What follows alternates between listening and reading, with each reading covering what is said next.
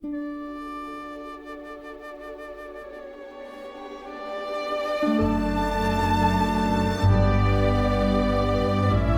era de la divina voluntad, comentado teológicamente por el padre Joseph sobre los escritos de la sierva de Dios Luisa Picarreta, y el estudio del don que nos permite vivir en la divina voluntad.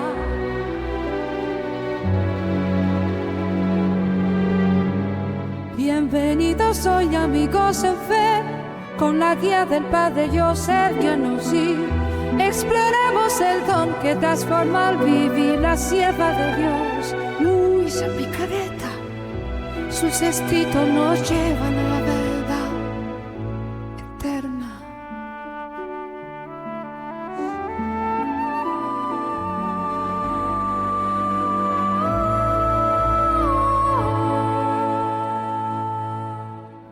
En la era de la divina voluntad,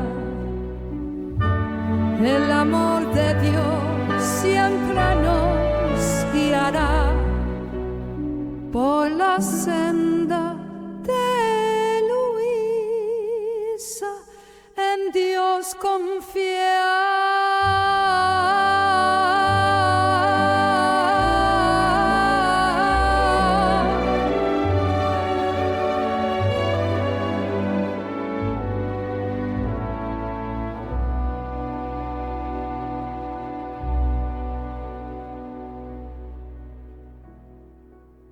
En el nombre del Padre, y del Hijo, y del Espíritu Santo.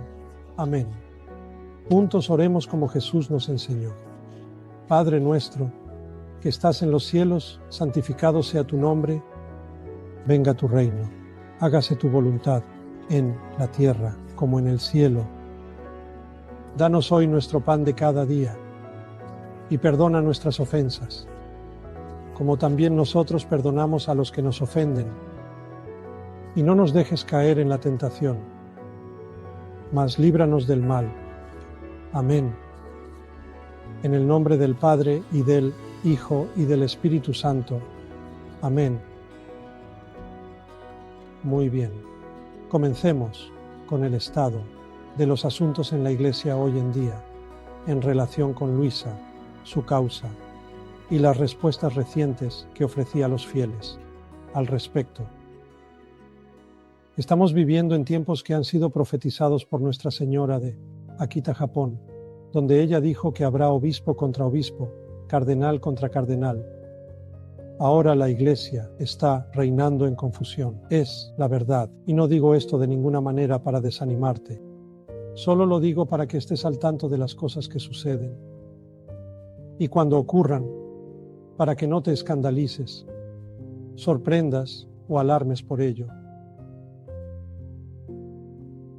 Ahora, cuando se trata de algo tan sagrado y tan destructivo para el reino del infierno, como lo que Dios nos ha transmitido a través de Luisa, en el don de vivir en su voluntad, puedes estar seguro de que Satanás se enfocará en ese don e intentará hacer todo lo posible para detenerlo.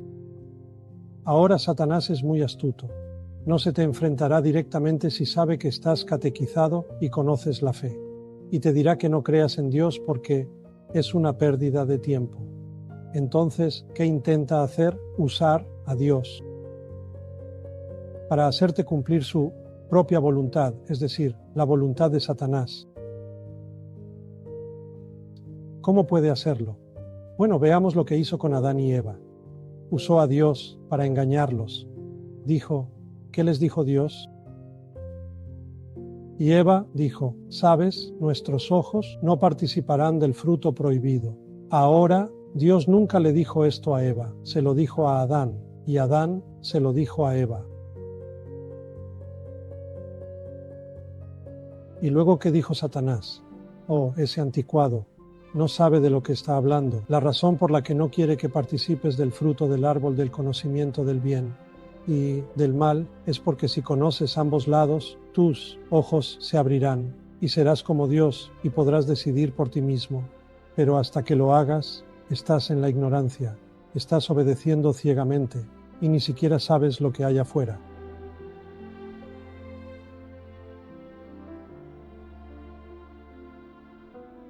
Así que usó a Dios para meterse en su mente. Esto es lo que hace Dios cuando tratamos con personas que no son conscientes de las maniobras de Satanás y no están debidamente formadas intelectualmente en lo que respecta a la profecía.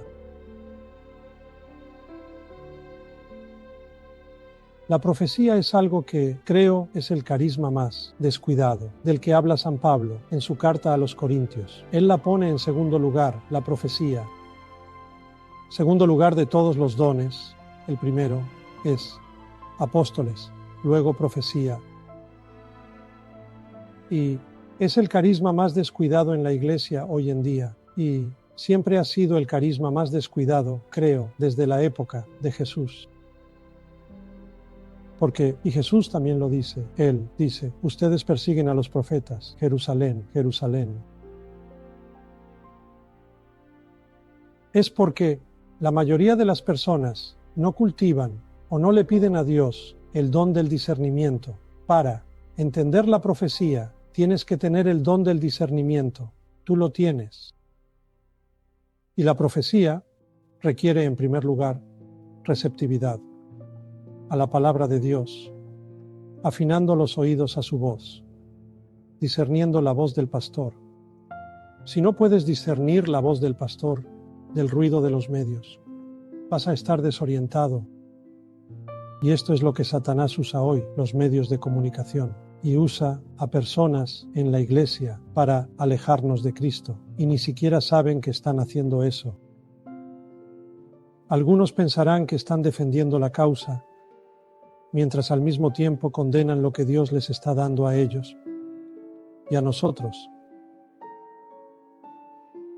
Y tenemos que ser conscientes de esto porque esta es la confusión en la que la Iglesia está reinando hoy.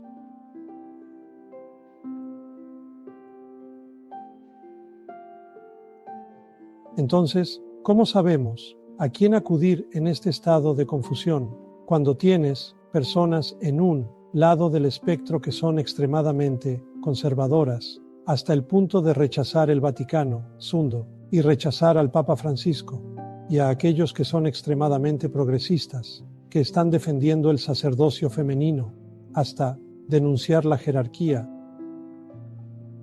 Entonces, ¿sabes cómo haces esto? Bueno, así es como. No te adelantas a la Iglesia, como lo hacen los progresistas, y anticipas cambios. No te quedas atrás de la Iglesia como lo hacen los ultraconservadores, y rechazas los cambios. Caminas lado a lado con la Iglesia siguiendo el magisterio. Este es el primer buen paso. Sé leal al magisterio. ¿De acuerdo? Y el magisterio tiene la autoridad para instruirnos en moral y fe, disciplina eclesiástica y gobernanza de la Iglesia. Por lo tanto, este enfoque de seguir el magisterio no solo te mantendrá en el camino recto y estrecho, sino que te llevará al don de la voluntad divina. Porque el magisterio ya ha dicho múltiples veces, a través de sus sellos de aprobación dados a las obras de Luisa, que están libres de error. Entonces, si sigues el magisterio, vas a ir a la voluntad divina y te va a animar a ir allí. Pero si sigues esta voz disidente o aquella voz disidente, te alejará de la voluntad divina. Cualquiera que no permanezca unido al magisterio carece de autoridad, sea él un obispo, sea él un sacerdote, sea él un laico.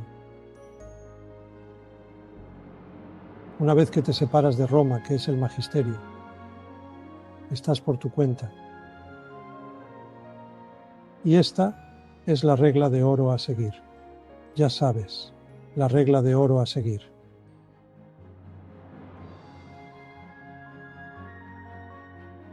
Muy bien, esa es mi introducción sobre Luisa. Quiero compartir con ustedes algunos pasajes de un hermoso volumen donde Jesús la dispone a recibir una indulgencia plenaria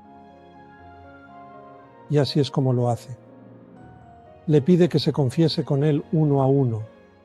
Número 1, porque no había un sacerdote confesor disponible. Siempre había un sacerdote confesor disponible. Jesús la enviaba al sacerdote, pero si el sacerdote no estaba disponible, a veces él escuchaba su confesión. Puedo contarlas con una mano en toda su vida, y esta fue una de esas veces, cuando él dijo: voy a cumplir el papel o el oficio de confesor ahora y escuchar tus pecados, porque ella le pidió que le diera la gracia del dolor, verdadero dolor por sus pecados, y que él le dijera con su propia boca: tus pecados son perdonados.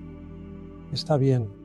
Entonces dijo: para que seas perdonado por todos tus pecados y su castigo, voy a entrar en tu propia nada y te revelaré todas las ofensas que has cometido y cómo hirieron mi sagrado corazón. Pero él dijo: debes por ahora entrar en tu nada. Así lo hizo y vio todas las miserias, travesuras cuando era joven. Recuerda, Luisa nunca cometió un pecado mortal. Jesús se lo dijo. Entonces, para nosotros es como, ya sabes, escuchar las confesiones de personas santas. Y hablo por experiencia, es como ser apedreado con palomitas de maíz. Es como, bueno, eso es todo, pero para ella era como una montaña, porque ve estas pequeñas cosas ante el Señor, como una interferencia de su gracia. Es como si estuvieras en una habitación oscura, una habitación tenue, con solo un poco de luz, y luego un rayo de sol entra por la ventana, y ves estos rayos a través de las persianas, cascada por toda la habitación. Y en esos rayos de luz ves las partículas de polvo en el aire, que no veías antes de que entraran los rayos. De manera similar, cuando Dios infunde un conocimiento de tus propios pecados, ves aquello que estaba allí, pero que antes nunca habías contemplado, como ese rayo de luz que penetra en la habitación oscura. Y esto es lo que Jesús hizo con Luisa en ese momento. Y ella contempló todas esas partículas de polvo y dijo que se sentía tan... ¿Cuál es la palabra? Creo que dijo que empezó a temblar como una hoja. Por todos los pecados que vio. Permítanme leerles este pasaje porque esto la llevará íntimamente a tomar una resolución, íntimamente en el corazón de Cristo, a tomar una resolución de nunca ofenderlo deliberadamente. Aquí está. Está bien, dice Luisa, no recuerdo claramente esta ocasión, ya que a menudo le pido esto a nuestro Señor, pero cuando estaba con Jesús, le pedí que me concediera dolor por mis pecados y la gracia de ser perdonada por todo el mal que había hecho.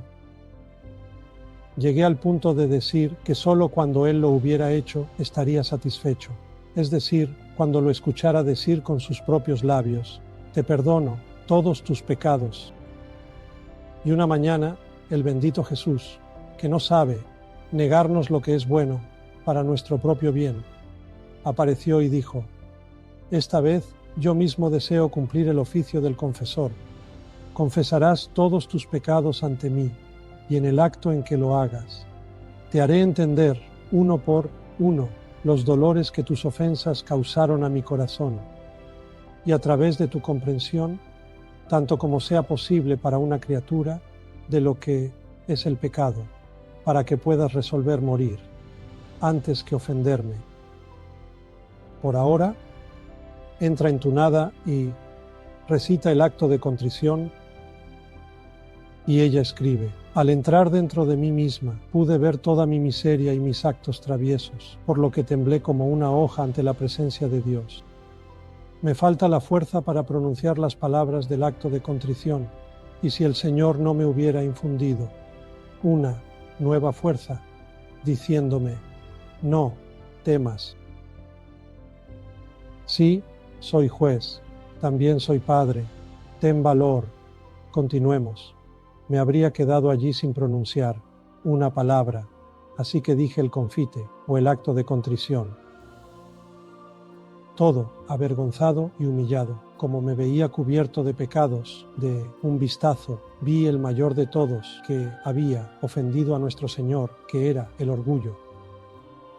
Y así dije: Señor, ante tu presencia, me acuso del pecado de orgullo. Ahora, esto es hermoso porque Esto es exactamente lo que se le pide al penitente, por la Iglesia, el magisterio, que haga cuando confiesa sus pecados. Deben acusarse a sí mismos. A veces, las personas, cuando van a confesarse, comienzan a justificarse, antes de decir lo que van a decir. Bueno, esto pasó y esto pasó, así que hice esto. Y les digo, escuchen, no tengan miedo, solo acúsense a ustedes mismos. Para eso es esto, no tienen que justificar sus acciones. Así que ella va directo al grano, directo a lo esencial. Ella dice, Señor, me acuso del pecado de orgullo. Muy bien. Y Él me acercó a su corazón. Sí, Jesús le dice, acércate a mi corazón y coloca tu oído sobre él. Escucharás los tormentos que han causado a mi corazón con este pecado. Y temblando, coloqué mi oído sobre su adorable corazón. Pero ¿quién podría describir lo que escuché y entendí instante? Y luego ella continúa expresando esto. Así que quería compartirlo con ustedes porque Jesús la lleva a este momento de abrirse a Él como confesor, diciéndole que entre dentro de sí misma en su propia nada, y al hacer eso, ella percibirá cómo ha ofendido al Señor. Y creo que esta es una buena práctica para que todos nosotros también la hagamos. Ahora, entrar en la propia nada significa ser consciente de que sin la gracia continua de Dios en tu vida, serías, literalmente, polvo, tierra. Eso es lo que serías. Ni siquiera tendrías racionalidad o voluntad. Serías polvo de donde vino tu cuerpo. Y esa es una píldora difícil de tragar, pero es necesaria para que uno dependa completamente del Señor. Y esto es algo que debería hacerse de vez en cuando. Luisa lo hacía a menudo, entrando dentro de sí misma. El primer paso es ese. ¿Qué diría ella cuando entrara en el mundo divino? Lo primero, yo no soy nada. Dios es todo, ven divino. Entonces, yo no soy nada. Y eso es exactamente correcto, porque antes de que Dios formara nuestros cuerpos de polvo, éramos polvo. Así que entrar en tu nada es reconocer verdaderamente quién eres. Y segundo, gratitud. Que todo lo que recibiste fue gracia de Dios, el fruto de la gracia de Dios, con el consentimiento, con tu consentimiento, con el consentimiento de tu libre albedrío. Él no impone su voluntad sobre ti, y a veces, incluso sin tu voluntad, te ha bendecido y lo sigue haciendo hoy en día. Y luego, en ese momento, mientras aún estás vacío y reconociendo que no eres nada y que todo lo que has recibido es de Dios y no has contribuido con nada excepto tu consentimiento, miras cómo trataste a los demás. Y luego ves el orgullo, y luego ves la impaciencia, y la ira, y la mentalidad temperamental, y todas esas otras cosas que vienen con ello. Así que quería compartir eso con ustedes porque para que podamos vivir en la voluntad divina de Dios, tenemos que usar ese enfoque no solo con Dios, sino también con la Iglesia, con el magisterio. No, el magisterio no es Dios, pero Dios quiere que sea Él, órgano, el instituto, a través del cual Él comunicaría este don, y los sacramentos, y toda la gracia que recibimos. No recibimos ninguna gracia sin la Iglesia. Toda gracia viene de Dios a través de María, a través de la Iglesia hacia nosotros, en ese orden. Y esto es importante porque los profetas tenían agudo sentido de la importancia de la Iglesia. Santa Catalina de Siena es ejemplo clásico. Ella amaba intensamente a la Iglesia. Lo mismo hacía Brígida de Suecia, que se unió al pontífice cuando huyó a Aviñón. Ambos trabajaron para llevarlo de vuelta a Roma. ¿Lograron? Él dijo, Dios te quiere en Roma, y finalmente regresó. Y Pablo VI, si lees su historia, San Pablo VI, la mayoría de la gente no se da cuenta de que su vida tuvo 2 intentos de asesinato. Pablo VI, cuando estaba en Milán, alguien vino y lo apuñaló varias veces en el pecho. Apenas falló su corazón. Y si vas a Milán, verás la camisa de Pablo VI con la mancha de sangre del apuñalamiento. De todos modos, en sus memorias, porque tenía un tremendo amor por la Iglesia, San Pablo VI, pero fue tremendamente perseguido, por aquellos que no querían el Concilio Vaticano II. Y él no lo empezó, lo concluyó. Juan 23 se lo empezó. De todos modos, cuando caminamos junto a la iglesia, es cuando Dios comienza a bendecirnos. Y así es como somos llevados al don de vivir en lo divino. Mira lo que sucedió recientemente. Tuvimos un obispo de Colorado que se expresó mal. Lo digo como teólogo, porque no hay otra manera de decirlo. Tienes el magisterio de la iglesia que declara 2 congregaciones, causas de santos, doctrina de la fe, ahora son dicasterios. Tienes la arquidiócesis encargada de la causa de Luisa declarando lo mismo. El magisterio afirma que la causa de Luisa, o sin las doctrinas de Luisa, no tienen errores. Y luego un obispo dice que tienen errores graves. Bien, ¿dónde está el magisterio en esa declaración? No lo veo. Tomada, literalmente, esa declaración es incorrecta. Se desvía del magisterio.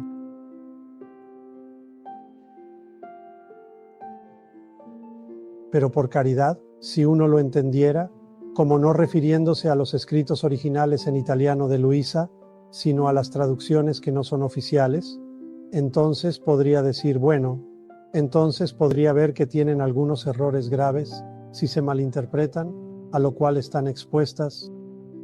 Pero no puede simplemente decir, sin calificación, algo que contradiga lo que la Iglesia ha declarado.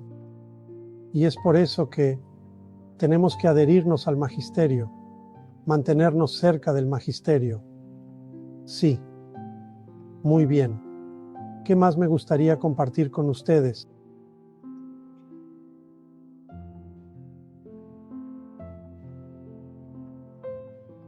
Sí, estamos empezando un cenáculo internacional para instructores de la divina voluntad para sacerdotes y laicos. Estoy haciendo una introducción, así que voy a hablar de eso ahora y va a empezar pronto. Ahora, esta es una iniciativa de mi parte como teólogo para proporcionar una guía teológica adecuada en la interpretación de los escritos de Luisa, con la asistencia de más de 200 sacerdotes. Tengo más de 200 sacerdotes dispuestos a trabajar con este nuevo cenáculo internacional para instructores de la divina voluntad. Así que, eventualmente, la idea es que los obispos respalden esto. Cuando ven que un obispo no aprobará algo a menos que primero vea que es bueno, que es coherente. Entonces, empezamos de esta manera y poco a poco ven que estamos siguiendo el magisterio. Estamos interpretando los escritos de Luisa de acuerdo con la escritura, la tradición, la enseñanza magisterial. Entonces así es como empiezan a decir, está bien, apoyaremos esto, ¿ves? Así que esa es la idea, comenzarlo de una manera simple y hacer que crezca, mostrando lealtad a las doctrinas de la Iglesia. Y esto es algo que creo que es muy necesario hoy en día. También estoy preparando. En las próximas semanas no lo haré de la noche a la mañana. Entonces, mi agenda va a estar llena durante los próximos días, con mis viajes y todo eso. Sí, bien, con eso en mente, sí, ahora hablemos de la introducción al Cenáculo Internacional para Instructores de la Divina Voluntad.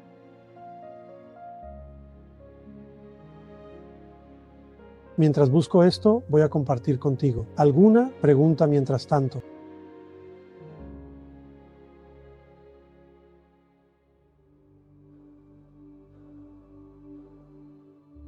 Tenemos una pregunta, padre, de Gaby. Gaby, adelante. Gracias. ¿Qué acto de contrición mencionó Luisa? Y yo practico o comencé a practicar y quiero saber si es correcto. Jesús y María, encomiendo mi alma a ustedes, Señor. Ten piedad de mí, pecador. Por la Iglesia, el cuerpo místico de Jesucristo, ¿puedo usar esto como un acto de contrición? Sí, quiero decir, puedes usar. La Iglesia nos da actos de contrición para modelar nuestra contrición, pero podríamos usar nuestra propia fórmula, siempre y cuando entendamos lo que estamos diciendo. Debe haber, y esto está en el catecismo, y el catecismo es una compilación de diferentes declaraciones a lo largo de la historia de la doctrina de la Iglesia. Y los primeros concilios hablaron sobre las recientes encíclicas papales, hablaron sobre la penitencia, cómo debes hacer correctamente un acto de contrición. En el acto de contrición debe haber tanto atrición como contrición. Entonces, el acto de contrición que enseña la Iglesia y que encuentro más interesante y completo, y que satisface todos los puntos necesarios para un acto de contrición, es el que solía recitar en los años 60 y 70, a finales de los 60, y ese es: tiene atrición, tiene contrición. Ahora, ¿por qué tiene que tener ambos? Porque la atrición con A no quita el pecado mortal, solo quita el pecado venial. La contrición quita el pecado mortal y el pecado venial, pero la atrición solo quita el pecado venial. Esto es importante porque si dices algo donde hay atrición y no contrición, tal vez no estés arrepentido por tus pecados. Ahora, ¿cómo sabemos que estamos diciendo ambos? De acuerdo, como enseña la Iglesia, la atrición es el miedo al infierno. Eso quita el pecado venial. La contrición es el amor de Dios que quita el pecado mortal. ¿Cómo sabes que tienes el amor de Dios y no solo el miedo al infierno?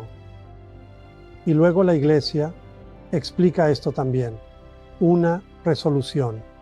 En esa confesión, para evitar estos pecados en el futuro. Ahora supongamos que en el futuro, tiempo después de la confesión, vuelves a caer en ese pecado. ¿Eso invalida la confesión? No, porque en ese momento lo intentaste y Dios lee tu corazón y ve tu voluntad en ese momento. Luisa hizo esto. Ella dijo: no lo haré de nuevo. Y lo hizo. No eran pecados graves, eran pecados veniales. Entonces, el acto de contrición recomendado por la Iglesia es: oh Dios mío, estoy profundamente arrepentido por haberte ofendido, porque detesto todos mis pecados, porque aquí viene la atrición, temo la pérdida del cielo y los dolores del infierno. Y aquí viene la contrición, pero sobre todo porque te he ofendido, mi Dios, todo bondad y merecedor de todo mi amor. Y aquí viene la resolución, contrición. Resuelvo con tu gracia confesar mis pecados y hacer penitencia. Mira, esos son los tres elementos. Entonces, si vamos a hacer algún acto de contrición, está bien, pero solo ten en cuenta esa distinción de que tienes esa conciencia cuando lo haces. Gracias. Padre, responder otra pregunta. Sí, uno más. Tenemos a José. José. Hola, padre. Buonasera. Buenas noches, bravo. ¿Pero hablo italiano o español? Hablo un poco de italiano, español, sí. ¿Cómo está, padre? Padre, sí. Padre, quería preguntarle sobre, sí, el tema que hemos estado discutiendo en las últimas sesiones, lo que tiene que ver con, sí, las desafortunadas declaraciones o menciones del arzobispo Golka o el obispo Golka. Es un obispo. Un obispo. Sí, mis disculpas. Y me gustaría preguntarle, padre, hemos visto que en el Vaticano hubo la excomunión del arzobispo Vigano, y mi pregunta sería, ¿crees que hay algún tipo de vínculo místico con respecto a lo que está sucediendo con la Iglesia en este asunto? No, no veo ningún vínculo en absoluto, porque bueno, quiero decir, ambos. He dicho cosas que no eran consistentes con el magisterio. En ese sentido, hay un vínculo. Pero la diferencia entre los dos es que uno ha dicho que la elección del Papa es inválida. Él no tiene ninguna autoridad, y sus designados en el dicasterio para la doctrina de la fe tampoco son válidos. Lo siento por reírme, pero esto es casi como una comedia. No, puedo creer que esté viviendo esta situación con la Iglesia, pero es triste, no sé si reír o llorar. Y él cree que el Papa tiene mente criminal. Mentis, rea mentis, es bastante serio en latín. Eso significa que su intención es criminal. Yo no, eso ya sabes, eso es realmente extremo. Y también cree que la sede de Pedro está vacante. Ese es Vigano. Ahora, el Vaticano lo invitó a discutir estas cosas y exponer su caso, pero él se negó. Dijo que no quería hacer un espectáculo para el mundo. Entiendo su punto porque eso es lo que hace la prensa. Toma estas cosas, las explota y al final hace que la iglesia se vea mal.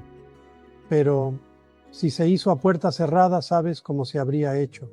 No veo que realmente suceda. No obstante, no veo un vínculo directo aquí porque Golka es nuevo, sabes, todavía está empezando. Ha estado en el episcopado por poco más de un año y es más joven que yo. Y es un joven sacerdote. Ya sabes, la gente se equivoca, es parte de la naturaleza humana, pero cuando se dan cuenta de eso es cuando deberían decir, está bien, me equivoqué, déjame aclararlo con una carta de seguimiento. Eso es un signo de una persona santa. Cuando tienen la humildad de decir como el Papa Francisco, lo siento, me equivoqué. El Papa Francisco pidió perdón, quién sabe, más de una docena de veces. Y él dice, recen por mí con bastante frecuencia. El Papa Juan Pablo II emitió 99 mea culpas, si recuerdo correctamente el número, por todas las faltas que la Iglesia ha cometido en el pasado, y muchos de los clérigos lo criticaron. Dijo, ¿qué estás haciendo? Nos estás avergonzando, haciendo que la Iglesia parezca llena de errores. Pero él estaba siendo honesto. Entonces, estas son cosas por las que debemos orar por nuestros pastores, como Nuestra Señora ha dicho en Medjugorje. Recen por sus pastores, porque están bajo ataque. Satanás nunca duerme. Y necesitamos apoyarlos con oración, pero también necesitamos corregirlos si cometen errores, fraternalmente, y espero que eso es lo que estoy haciendo en este programa. Por un lado, les estoy informando que se mantengan cerca del magisterio, y por otro lado, que no importa quién sea la persona, si contradice el magisterio, debe ser corregida porque sus declaraciones son públicas, y tiene que ser una corrección pública, y eso es lo que estoy haciendo. Si cometo un error público, esperaría que alguien me corrigiera públicamente, y me corregiré en público, y diré que me equivoqué. Por ejemplo, una vez me invitaron a cenar en un restaurante italiano muy conocido. En realidad, me estoy desviando un poco de la teología aquí. Y me pidieron que tomara un postre. Dije, no, gracias. Y luego me pusieron delante tiramisú. Dije, cambié de opinión. Así que, a veces, ya sabes, cometemos errores y tenemos que corregirnos. Muy bien, con ese comentario irónico, entremos en el Cenáculo Internacional para Instructores de la Divina Voluntad, porque esto es algo hermoso que es importante para nosotros, ¿de acuerdo? Escritura, tradición, magisterio, estas son las tres fuentes de la fe católica y son esenciales para explicar y entender los escritos de Luisa, Sagrada Escritura, Sagrada Tradición, enseñanza magisterial.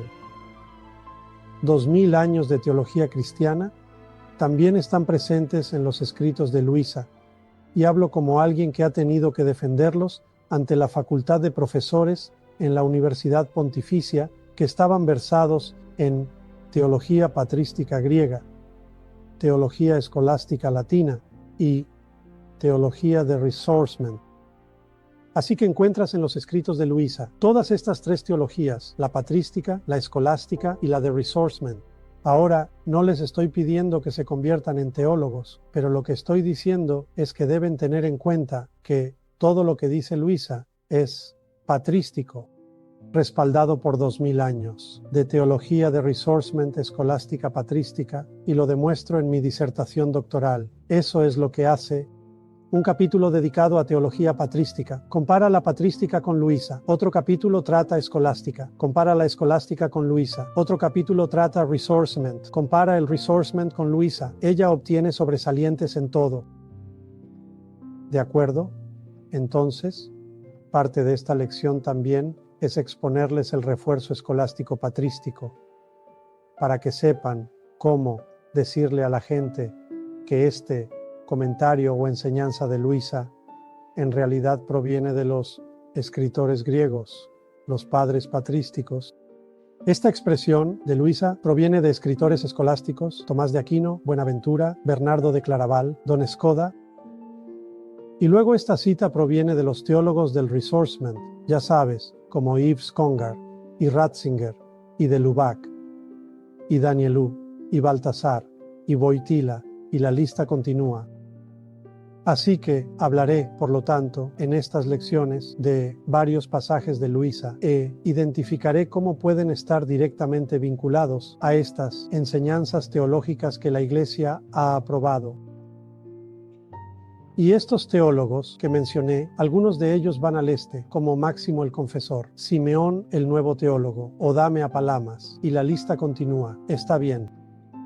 Ahora, es importante también en estas lecciones, una vez que entendamos qué es la Sagrada Escritura, qué es la Sagrada Tradición, qué es la enseñanza magisterial, que abarca estos 2000 años de investigación patrística, escolástica y teología, entonces explicaré la base de nuestra fe, que se construye sobre la Escritura, la tradición y la enseñanza magisterial, y eso es la revelación pública.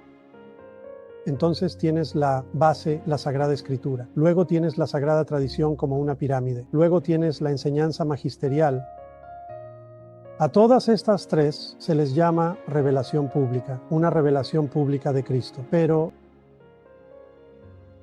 contienen revelación profética o privada, como la fiesta del Sagrado Corazón, de Margaret Mary Ellicott. ¿Verdad? O la fiesta de Corpus Domini, que fue instituida debido a un milagro que ocurrió en Orvieto, donde los agujeros sangrantes cayeron sobre el corporal, o en Lanciano, Italia.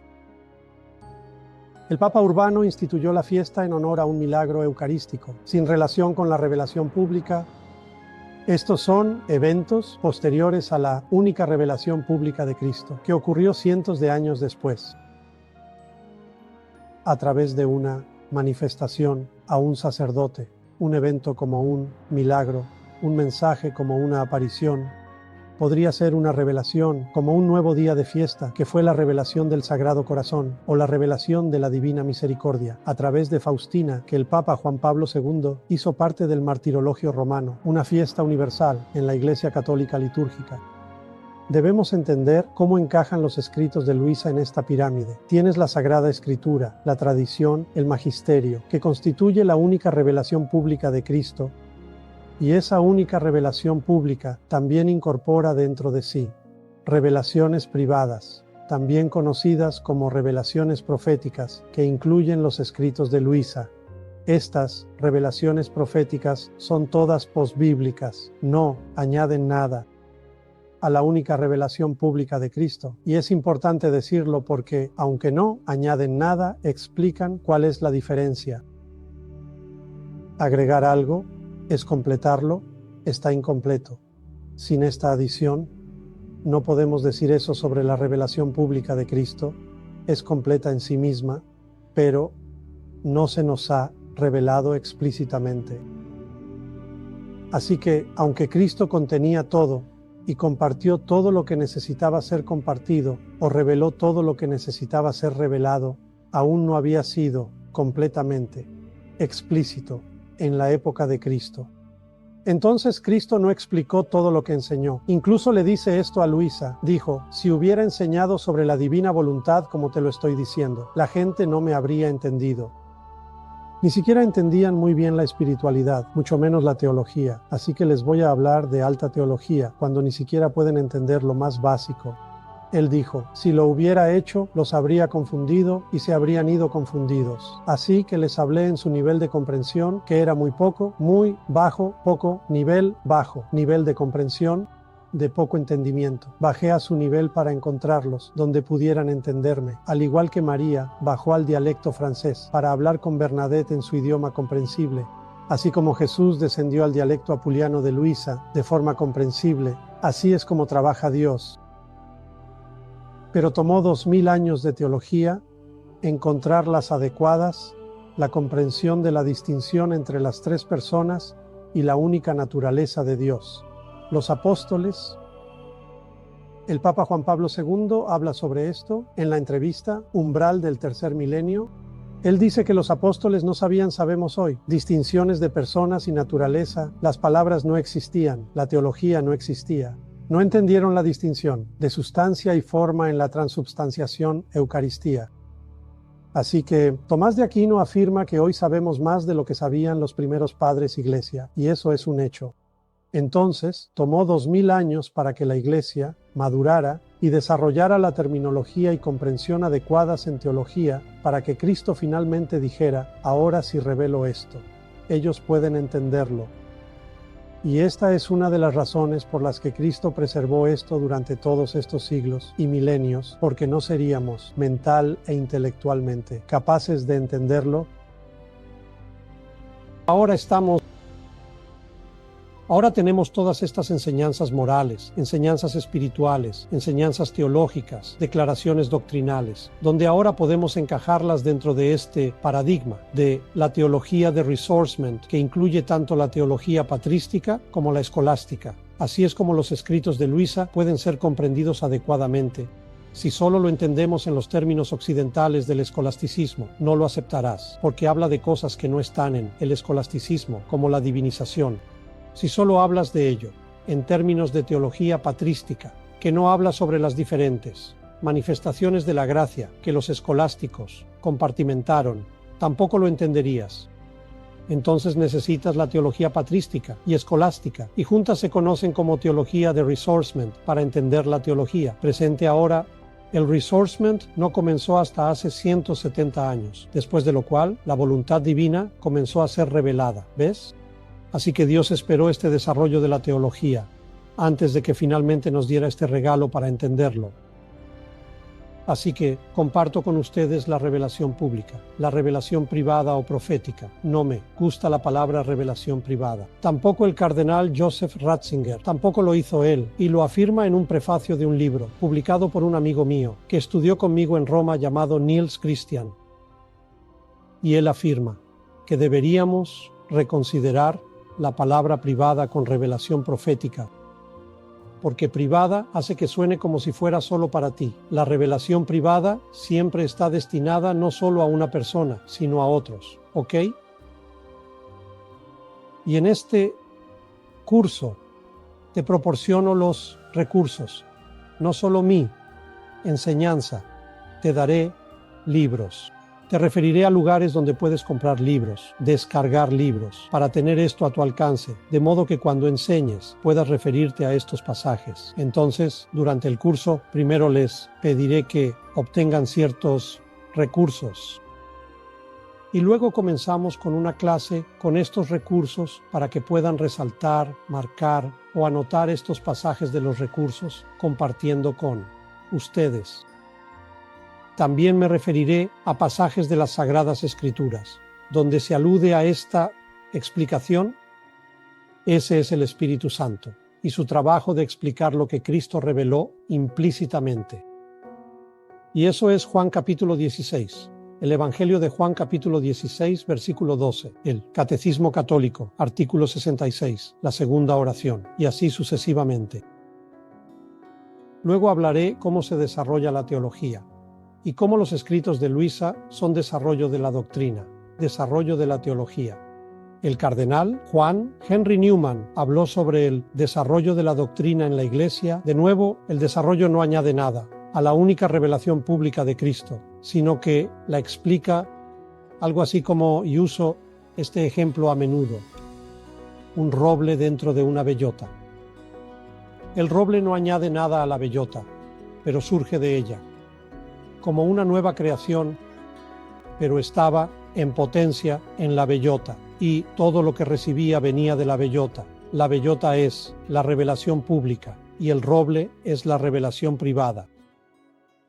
No añade nada a la revelación pública, proviene de ella, pero explica aquello de lo que proviene. Así que la voluntad divina proviene de Cristo, quien es la revelación pública en la que creemos. Y luego hablo sobre cómo adherirse a los diferentes tipos de revelación privada. La Iglesia enseña que hay diferentes tipos de fe con los que uno se adhiere a una revelación postbíblica privada o profética, fe divina, fe eclesial, fe humana o fe teológica. 4 tipos de adhesión, así que también te presentaré esto. Diría que el 99% de los cristianos o católicos ni siquiera lo saben, pero la Iglesia enseña esto en sus documentos. Está bien, tenemos que profundizar en diferentes idiomas para encontrar estas enseñanzas, pero eso es lo que he hecho como teólogo, y todo tiene que ver con la teología y la profecía, y la naturaleza y el propósito de los sellos oficiales de aprobación que tienen los escritos de Luisa. Se llaman en latín approbatio y están en el derecho canónico, y esto es muy importante. Esto es extremadamente importante, porque un papa hace cientos de años declaró que, como doctrina de fe, cuando la Iglesia otorga estos sellos, quien públicamente va en contra de ello, está actuando de manera reprobable. Esto proviene de un pontífice, y por supuesto ha sido reiterado en los últimos años por el cardenal Birkin, el difunto padre Jordan Ahman, quien tradujo todos los documentos del Concilio Vaticano, del latín al inglés.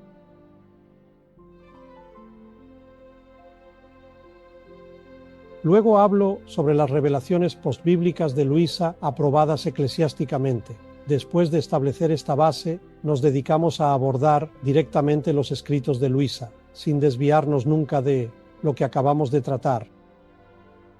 Y separamos su vida de sus escritos, de su doctrina que contiene los escritos, de su ejemplificación personal o encarnación de los mismos, que es su propia espiritualidad. Entonces, vida, escritos, doctrina, espiritualidad, 4 aspectos separados de la existencia de Luisa en la tierra. Y luego nosotros, después de haber abordado esos 4, nos enfocamos en las doctrinas. Eso nos lleva de vuelta al punto donde comencé esta charla. Las doctrinas están sin ningún error. Los escritos están llenos de errores, pero eso no importa. También lo estaba la Biblia. Muchos libros de la Biblia tienen errores gramaticales. Lo mismo ocurría con las cartas de San Pablo. Pablo no era un buen escritor.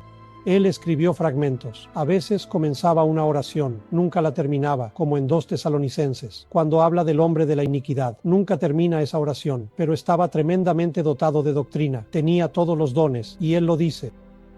Así que distinguimos entre la forma, que es pecable, como la gramática, y la sustancia, que es impecable, como la doctrina. Y luego entramos en cómo interpretar la doctrina. Ahí es donde llegamos al talón de Aquiles, por así decirlo, de los escritos. ¿Cómo hacemos? Y luego te remito a una comisión bíblica, emitida por Roma. Esta es la interpretación de la Biblia en Iglesia Comisión Bíblica Pontificia, 18 de marzo 1994. Voy a profundizar en esto, porque habla sobre los métodos y enfoques para interpretar las Escrituras, los principios hermenéuticos, las características de la interpretación. Y este método se aplica no solo a las Escrituras, sino también a la literatura profética, porque el autor sagrado es el mismo, ya sea el autor sagrado o el autor sagrado de los escritos de Luisa, o los escritos de Faustina, o los escritos de Margarita María. Mientras la Iglesia reconozca estos escritos como libres de error doctrinal, podemos comenzar a aplicar el método que utilizan para los autores sagrados de las Escrituras, así como para el profeta, que es el instrumento de Dios. Al escribir estos, Dios no pasa por alto sus limitaciones, su vocabulario, su propia comprensión del mundo tal como existía en aquel entonces, e incluso de la Iglesia.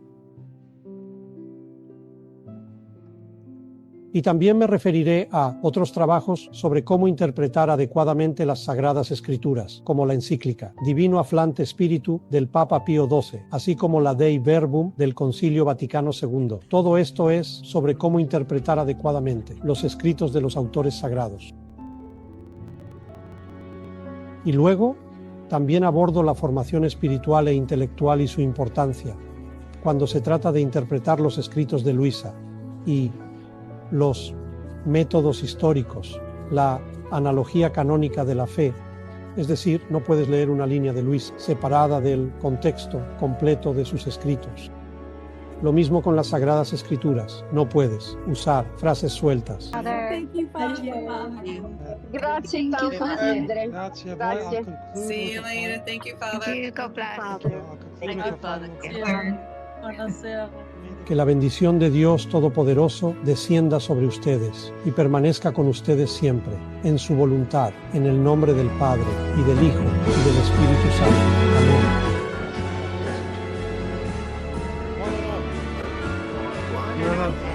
Buonanotte.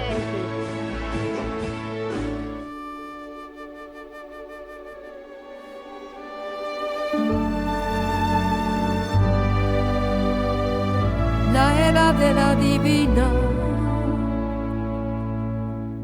voluntad comentado teológicamente por el padre Yosef sobre los escritos de la sierva de Dios Luisa Picarreta, y el estudio del don que nos permite vivir en la divina voluntad.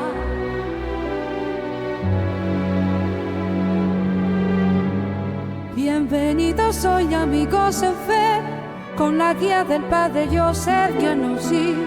Exploremos el don que transforma al vivir la sierva de Dios, Luisa Picarreta. Sus escritos nos llevan a la verdad eterna.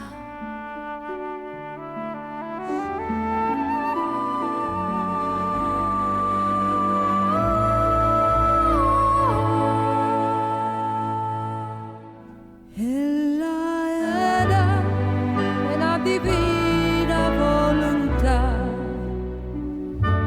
el amor de Dios siempre nos guiará por la senda de Luisa. En Dios confía.